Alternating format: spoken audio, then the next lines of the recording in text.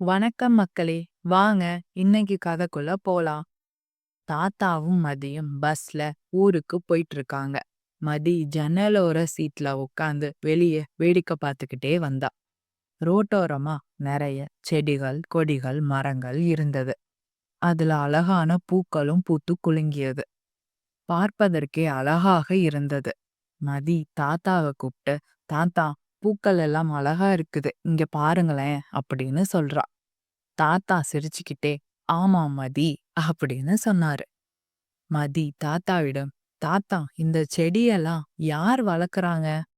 Daily இந்த செடிக்கெல்லாம் யாரு தண்ணி ஊத்துறாங்க அப்படின்னு கேட்டா.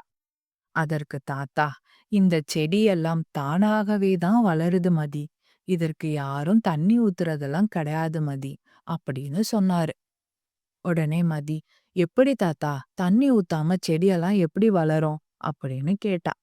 உடனே தாத்தா சொன்னாரு, மழை பெய்யுதுல, அந்த தண்ணியெல்லாம் பயன்படுத்தி தான் இந்த செடி வளருது அப்படின்னு சொன்னாரு.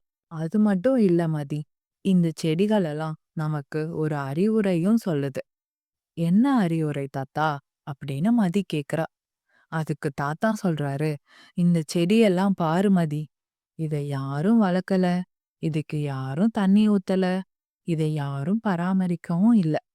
ஆனா இந்த செடியெல்லாம் தானாகவே வளர்ந்து, தானாகவே பூத்து, தானாகவே காய்த்து, தானாகவே கனிந்து நமக்கு பழங்கள் எல்லாம் தருது.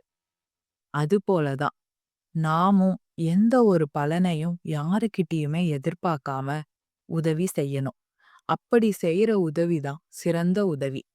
நீயும் பெரியவளானதும் யாருக்கிட்டயும் எந்த பலனுமே எதிர்பார்க்காம மத்தவங்களுக்கு உதவி பண்ணணும். சரியா மதி அப்படின்னு தாத்தா சொல்றாரு. சரிங்க தாத்தா, நானும் பலனை எதிர்பார்க்காம மத்தவங்களுக்கு உதவி செய்யறேன் அப்படின்னு மதி சொன்னா.